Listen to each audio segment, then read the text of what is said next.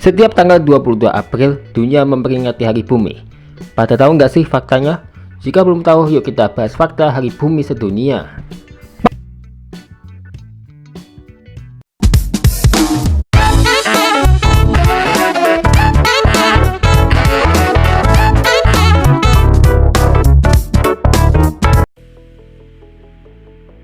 Tahu tidak sejarahnya Hari Bumi? Diperingati pada hari ini, Selasa 22 April 2025, tema Hari Bumi 2025 kali ini mengajak dunia mendukung energi terbarukan yang berasal dari panas bumi, angin, bioenergi, hingga tenaga surya. Selama 5 dekade lebih, Hari Bumi telah diperingati sejak pertama kali dimulai pada tahun 1970. Gerakan ini lahir karena keresahan orang Amerika Serikat terhadap polusi yang disebabkan oleh aktivitas manusia. Gimana sejarah dan latar belakang terbentuknya Hari Bumi? Ini dia.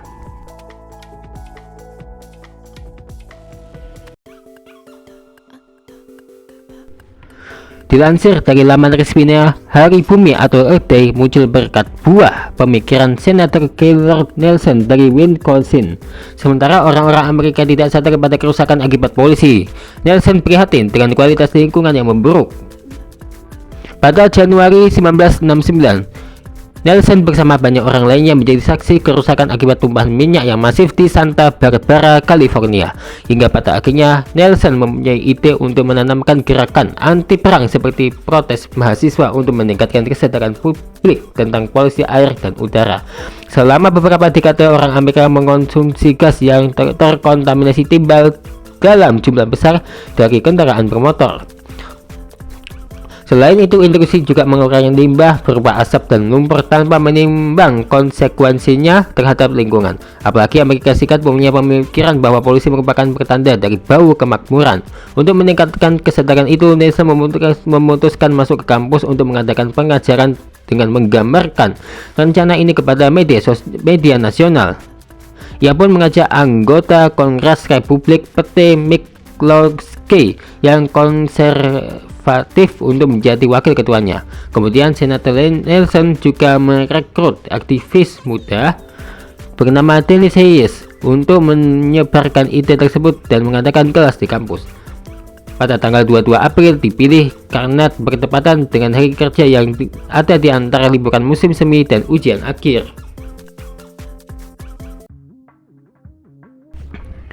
Mereka sengaja memilih tanggal tersebut untuk meningkatkan partisipasi mahasiswa secara maksimal. Ketika sadar potensinya menginspirasi orang Amerika, Hayes membentuk staf nasional yang terdiri dari 85 orang dalam gerakan ini. Upaya ini meluas hingga mencakup berbagai organisasi, kelompok, agama, dan lainnya.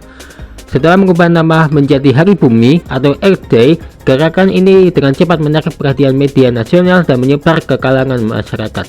Di kalangan masyarakat maksud saya ya. Hari Bumi pertama pada 1970 beserta dampaknya ya.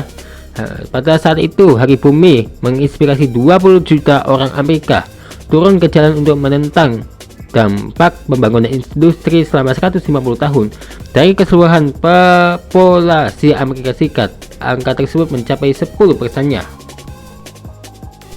Pada Hari Bumi pertama pada tahun 1970 itu, kelompok-kelompok yang sebelumnya berjuang sendiri-sendiri memperjuangkan lingkungan bersatu.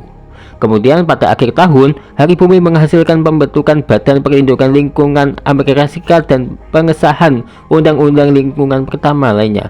Adapun pengaturan tersebut antara lain Undang-Undang Pendidikan Lingkungan Nasional, Undang-Undang Keselamatan dan Kesehatan Kerja, dan Undang-Undang Udara Bersih. Selain itu, 2 tahun sejak Hari Bumi pertama, Amerika Serikat mengesahkan Undang-Undang Air Bersih.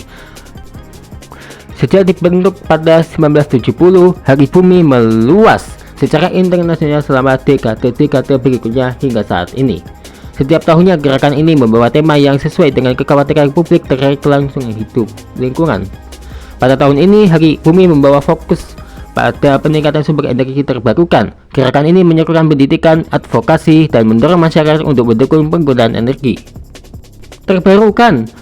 Adapun alasan energi terbarukan perlu dikembangkan secara masif, yaitu karena sumber dayanya sangat melimpah. Sumber-sumber energi seperti sinar matahari, air, panas bumi, hingga angin dinilai tidak akan habis apabila dibanding dengan energi fosil. Selain itu, energi terbarukan bisa membantu mengurangi emisi rumah kaca karena bisa menghasilkan energi listrik tanpa membuang karbon dioksida.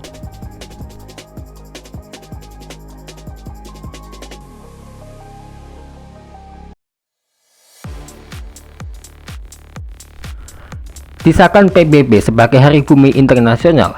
Pentingnya merawat bumi akhirnya menjadi kesadaran semua pihak dan tugas setiap orang untuk berkontribusi dalam membuat bumi tetap mendapat haknya. Dikutip dari situs UN Environment Programme pada tahun 2009, Majelis Umum Perserikatan Bangsa-Bangsa menetapkan tanggal 22 April sebagai Hari Bumi Internasional. Hari tersebut mengakui bumi dan ekosistemnya sebagai rumah bersama umat manusia dan kebutuhan untuk melindunginya guna meningkatkan kehidupan manusia, menangkal perubahan iklim, dan menghentikan runtuhnya keanekaragaman hayati.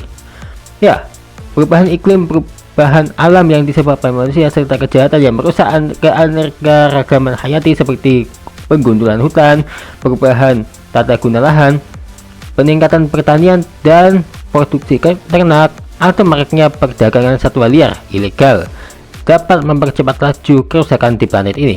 Melindungi planet adalah tanggung jawab semua orang, tulis situs itu.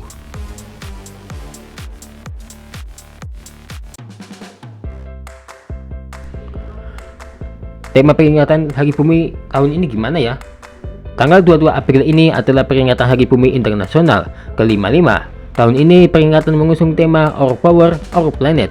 Fokus tema tersebut adalah energi terbarukan. Dikutip dari situs earthday.org bahwa fokus tersebut diharapkan bisa mengunggah semua pihak untuk bersatu dalam urusan energi terbarukan. Targetnya diharapkan energi bersih dapat meningkat 3 kali lipat pada tahun 2030 mendatang.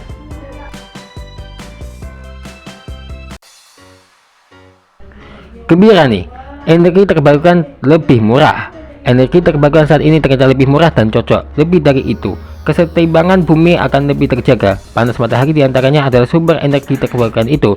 Dikutip dari Antara, biaya pembuatan panel surya dalam kurun waktu 10 tahun terakhir harganya terus turun dan semakin terjangkau, bahkan turun drastis hingga 93%. Dengan harga yang semakin murah, semakin banyak masyarakat bisa menjangkau dan menggunakannya. Energi terbarukan juga telah diterapkan di berbagai negara.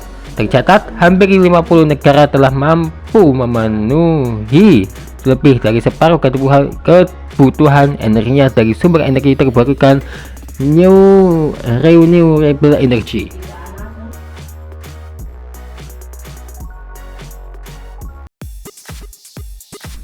Cara merayakan Hari Bumi gampang kok, ya kan?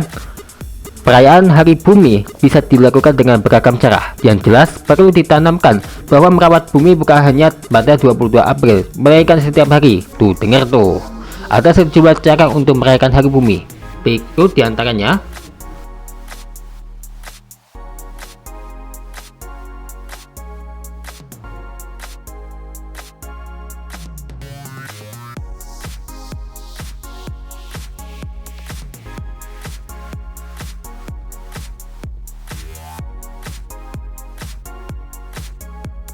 Jelaskan, BTW untuk bahaya sampah plastik ini nih.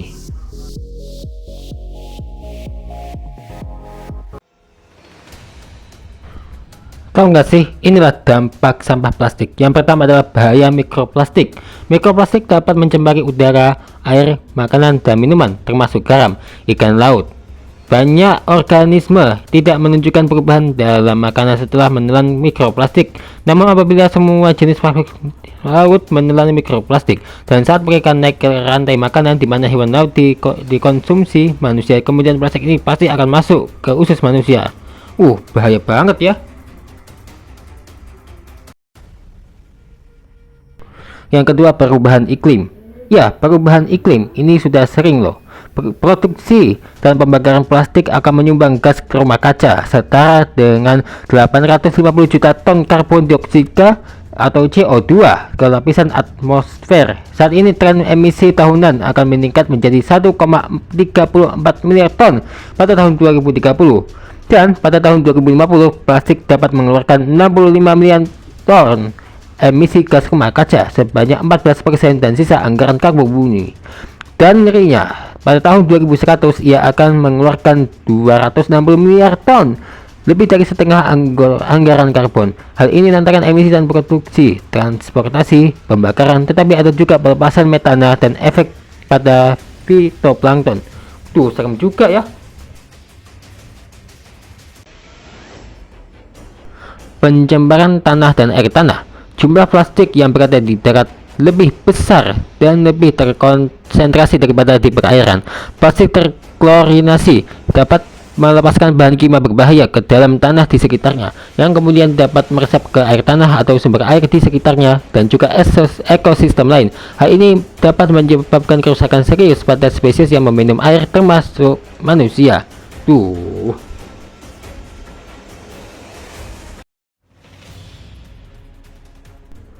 Bukan hanya air tanah, air sumur juga iya loh. Sebuah studi pada tahun 2017 menemukan bahwa 83% sampel air keran yang diambil di seluruh dunia mengandung polutan plastik loh.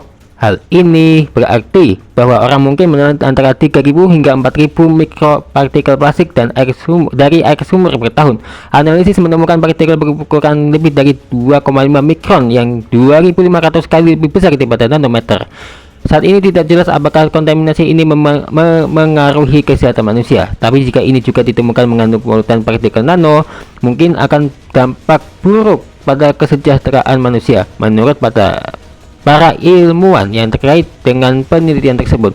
Namun, polusi air sumur plastik belum dipelajari ya, masih belum dipelajari, seperti juga kaitan bagaimana polusi berpindah antara manusia, udara, air, dan lapisan tanah. Efek sampah plastik pada banjir. Sampah plastik dapat menyebabkan arti banjir. Hal ini terjadi ketika telah menumpuk dan menyumbat saluran air. Maka ketika hujan deras bukan tidak mungkin lagi kan terjadi berbagai jenis banjir. Bahkan di beberapa kota sampah plastik telah meningkatkan kerusakan akibat banjir. Bahkan sampai lautan. Ya, sampah plastik yang masuk ke laut meningkat setiap tahun dengan banyak plastik yang masuk ke laut dalam partikel yang berukuran lebih kecil dari 5 mm. Pada tahun 2016 diperkirakan ada sekitar 150 juta ton polusi plastik di lautan dunia, yang diperkirakan akan meningkat menjadi 250 juta ton pada tahun 2025 ini. Pada tahun 2020, sebuah penelitian menunjukkan bahwa Samudra Atlantik mengandung plastik sekitar 10 kali lebih banyak daripada yang diperkirakan sebelumnya. Sampah yang dikirim ke lautan beracun bagi kehidupan laut dan manusia. Racun yang berupa komponen plastik termasuk diethylxyl betatate yang merupakan karsinogen toksik, serta timbal, kadmium, dan merkuri. Mengonsumsi ikan yang mengandung racun ini dapat menyebabkan peningkatan kanker, gangguan kekebalan, dan cacat lahir.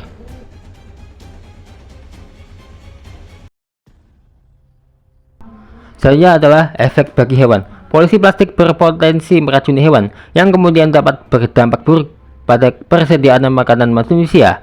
Polusi plastik telah digambarkan sebagai sangat merugikan bagi mamalia laut besar. Beberapa spesies laut seperti penyu ditemukan mengandung banyak plastik di perut mereka. Ketika hal ini terjadi, hewan tersebut biasanya akan kelaparan karena plastik menghalangi saluran pencernaan hewan tersebut. Bahkan, terkadang mamalia laut terjerat dalam produk plastik seperti jaring yang dapat membahayakan atau membunuh mereka. Tuh, sedih banget ya.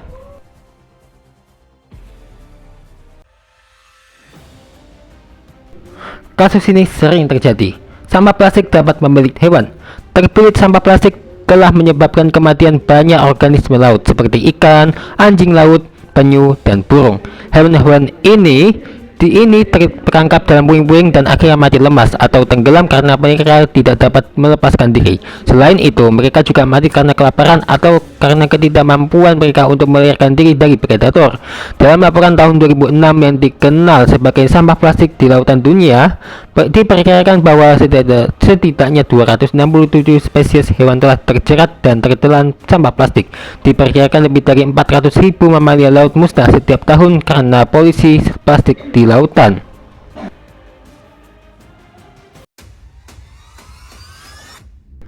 bahkan berdampak buruk bagi kesehatan manusia. Senyawa yang digunakan dalam pembuatan plastik ini mencemari lingkungan dengan melepaskan bahan kimia ke udara dan air. Beberapa senyawa yang digunakan dalam plastik seperti ftalat, bisphenol A atau BRA, polybrominasi, diphenyl ether atau PBDE berada di bawah undang-undang yang ketat. Meskipun senyawa ini tidak aman, senyawa ini telah digunakan dalam pembuatan kemasan makanan, peralatan medis, bahan lantai, botol, parfum, kosmetik, dan banyak lagi. Dosis besar senyawa ini berbahaya bagi manusia dan merusak sistem endokrin. PBD menghancurkan dan menyebabkan kerusakan pada hormon tiroid, yang merupakan kelenjar hormon vital yang berperan besar dalam metabolisme, pertumbuhan, dan perkembangan tubuh manusia.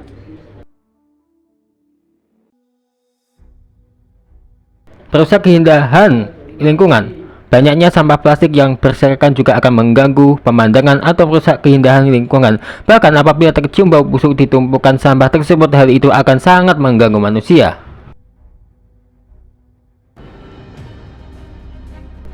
Mengganggu sistem reproduksi manusia karena produk plastik mudah menyebar. Sebagian besar populasi manusia terus-menerus terpapar komponen kimiawi plastik. 95% orang dewasa di Amerika Serikat memiliki tingkat BPA yang terdeteksi dalam urin mereka. Paparan yang bahan kimia seperti BPA telah berkorelasi dengan gangguan kesuburan, reproduksi, pemandangan seksual, dan efek kesehatan lainnya.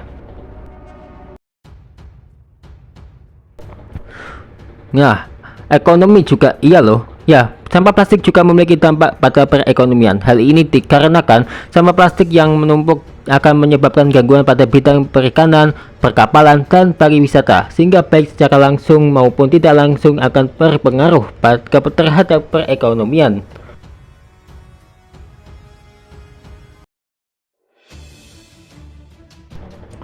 Biaya pembersihan sampah plastik itu mahal banget loh. Beberapa negara menghabiskan jutaan dolar setiap tahun untuk membersihkan daerah yang terkena dampak akibat sampah plastik. Belum lagi hilangnya nyawa tumbuhan, nyawa hewan, dan manusia. Menemukan tempat untuk membuang sampah plastik saat ini menjadi masalah di banyak negara di dunia. Dan terakhir adalah merusak terumbu karang. Sampah plastik dapat merusak terumbu karang. Hal ini dikarenakan plastik dapat menghalangi cahaya dan oksigen untuk mencapai terumbu karang. Padahal dua hal tersebut sangat dibutuhkan terumbu karang untuk bertahan hidup. Kehadiran plastik juga dianggap mendorong pertumbuhan patogen berbahaya dan yang mengangkutnya ke terumbu karang. Bumi sedang tidak baik-baik saja akibat ulah manusia. Perubahan iklim kerap terjadi. Jadi setelah kita merayakan Hari Bumi, ada baiknya kita harus menjaga bumi. Jangan sampai bumi kita rusak akibat ulah kita sendiri. Jadi saksikan terus Shoki Official setiap hari.